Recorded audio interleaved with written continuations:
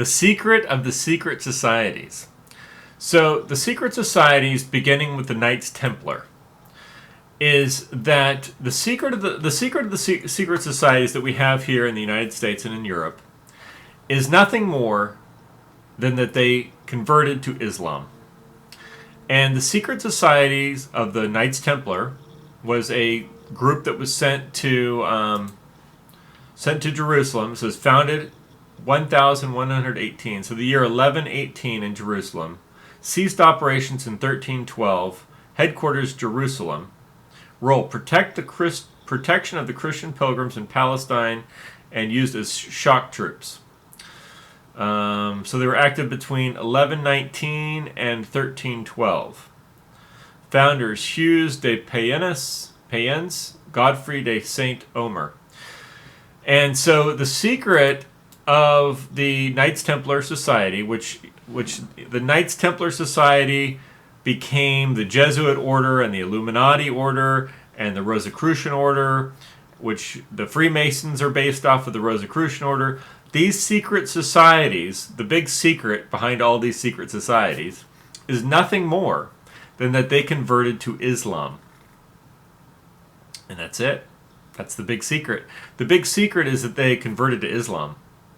And so that they're actually secretly Muslims is what the religion of the what the religion of the secret societies are. Is that they are actually just Muslims. Now, just so you know, okay, so I'll give you some examples. The first time I ever heard of this, when I was asking a Freemason about the Shriners. And they pretended like that was no big deal, the Shriners, and that's where they send all the goofballs. And I was saying, well, because I told them, I go, well, we were talking about, the Bible and this and that and religion. And I said, I read the Bible and I really liked the books in the Bible. And then I read the Quran. I started reading the Quran. I just thought it wasn't really worth reading. And he had a totally different opinion. He's like, no, you have to read it in the original language in order to get the correct interpretation. And then, part of our Freemasonry was that there were some guys that went over to North Africa and the Middle East, and they picked up some information and they brought it back. And, and I'm like, oh, okay, well, that's interesting. And of course, now they try to play down the Shriners. However, in order to become a Shriner, you have to go through all the degrees of Freemasonry before you can become a Shriner. Now, in the lodges, in the Freemason Lodge or the Blue Lodge, whatever they call it, if it's a Christian lodge, there will be a Christian Bible on the altar with the compass and square. If it's a Jewish lodge, then there will be a Jewish, Torah on the altar with the compass and square. But in a Muslim lodge, there will be a Quran. And of course, I can imagine that in the Shriners Lodge, I would suspect that they have a Quran, because it's a Muslim lodge, isn't it? It isn't the Shriners by definition is a Muslim lodge. Now, the reason we know that they converted to Islam is because there was a famous what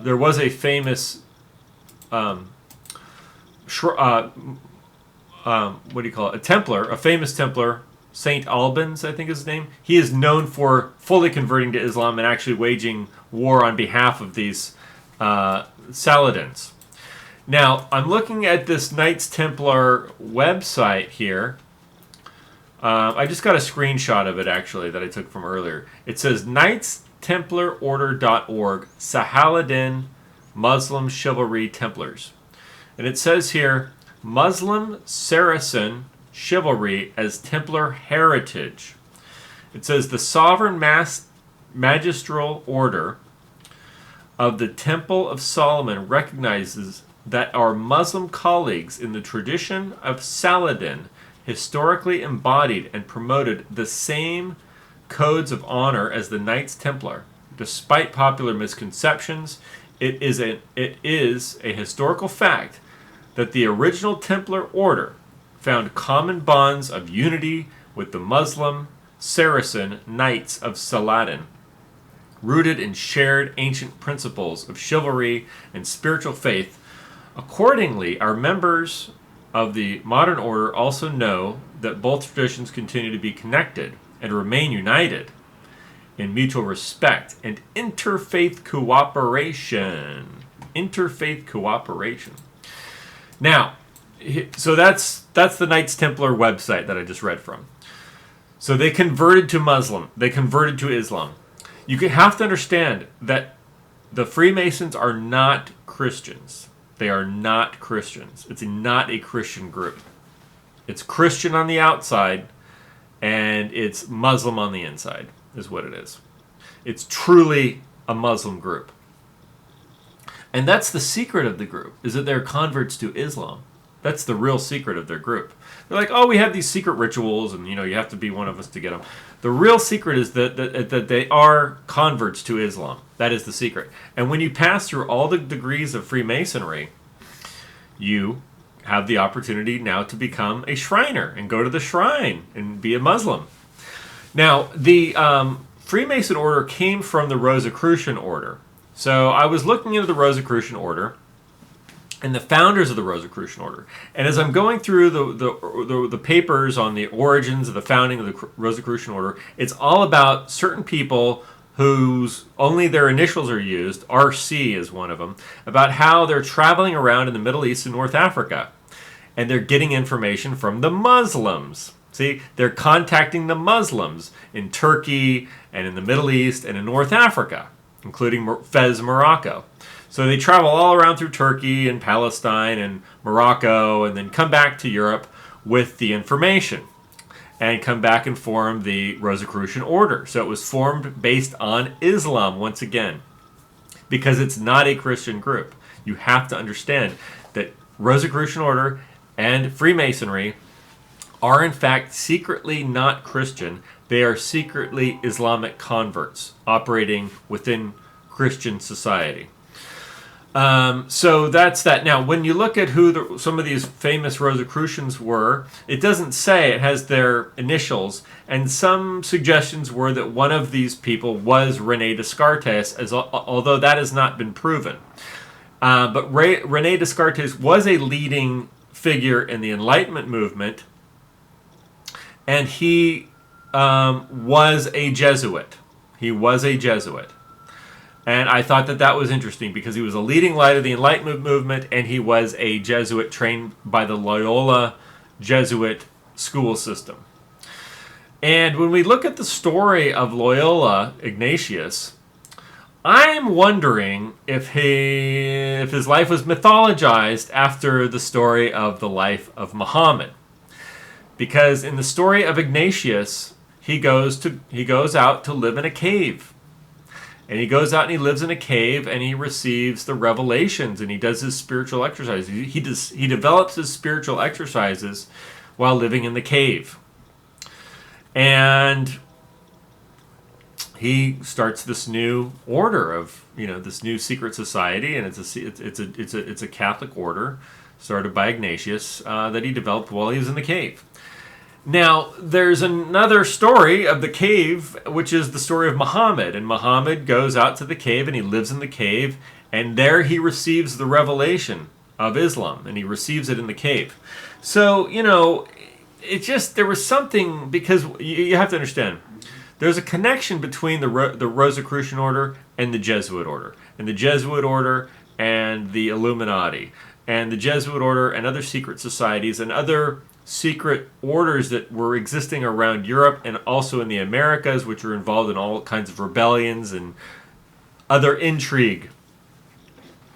And the Jesuit order today is very much involved in BLM and social justice and anti-racism and all of these other things that you hear about, which is the managing principle of Washington, D.C. and the United Nations and the World Health Organization and the CDC, and it's all parallel to the same social justice activist operations of the Jesuit order and the Pope in Rome. So, but the question is, I started to ask, it just seemed very similar to the story of Ignatius and the story of Muhammad. And I assume that Ignatius, I mean, it seems like he was a historical person, but sometimes the life of someone will be mythologized, particularly when it's like an order like this. So maybe they mythologized his life after that of Muhammad. That's kind of my own speculation there. Was his life mythologized based on the story of the life of Muhammad and living in the cave and receiving the revelation and beginning this new religion? Well, that's a possibility. But what's not in question is when you look at what's happening around the world, and there's certain forces at work around the world with the European Union and the World Health Organization and the Washington D.C. and the United Nations and the social justice movements and the Black Lives Matter movements and these other revolutionary movements happening all over the world, and they've been happening for hundreds of years, since around the starting really big in the what was it in the 1700s, started really happening. That was around the same time that the Rosicrucian and the Freemason order. The Freemason order was I think the first lodge is recorded in the 1700s, the early 1700s. And before that, you had the Rosicrucian order. And before that, you had the Jesuit order, which started in the 1500s. And before that, you had the Knights Templar, which were Muslim converts. That was their secret, because that became a secret order, and a very wealthy order. And that wealthy order of the Knights Templar was mirrored as the Jesuit order, because you have to understand, there was oppression of the Jesuit order temporarily by the Catholic Church, but it was brought on by the Catholic kings of Europe, who were upset with this order because they were getting in their way of the Catholic kings. And they put pressure, it was the Catholic kings that put pressure on the Vatican to end this order. And there was, I don't remember who organized, it was one of the Catholic kings, yes. It was a Catholic king who organized the abduction and exile of the Jesuits from all over Europe. It was a big. It was, and they said when they were doing this that they were going to use the same tactics that were used by the Pope when he went after the Templars, which is why I made this connection. Is because they literally said we're going to use the same tactics of secrecy that had to be used to take out the Templars, because it wasn't like they couldn't let anybody know that they were going to engage in this operation when it happened. But so there was some oppression of these Catholic Jesuits from the Catholic kings and the royalty.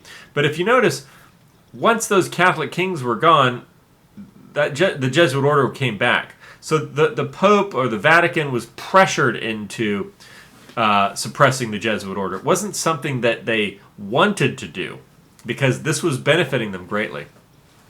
So anyway, but the secret of the secret societies, the secret of the Freemasonry and the Rosicrucians and the Jesuits seems to be, and the Knights Templar, seems to be that they are Muslim converts.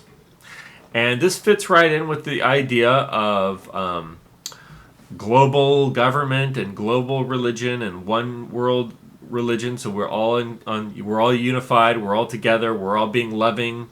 And we all, it's all one big brotherhood of man, and it's all under the United Nations, and that seems to be, that's certainly where the Roman Catholic Church is, and that's where a lot of these ecumenical groups, they have what's called these ecumenical councils that are underneath the Roman government, the Roman Church. The Vatican has ecumenical councils that work in cooperation with the Protestant religions all over America.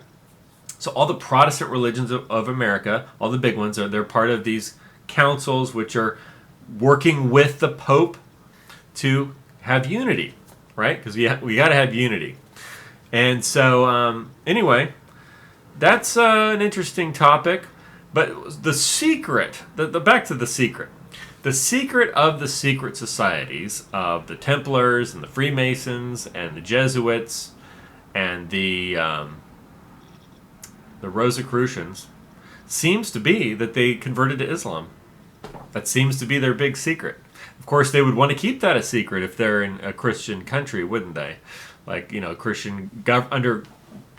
surrounded by Christians that believe in Jesus Christ, they would, of course, want to keep that a secret. It wasn't a complete secret with Thomas Jefferson, though, and some of these others. But anyway, there's nothing more to say about that. I mean, that seems to be the part of the secret, and there's nothing really more that I can say about it because there isn't anything else to it other than they were Muslim converts and they had secret societies of. It was secret societies of Muslim converts engaging in political activity. I guess you could put it that way. And they're still active. They're still very active, and they're active in the European Union, and they're active in Washington, D.C., and they're active in all over America and in Canada and Australia.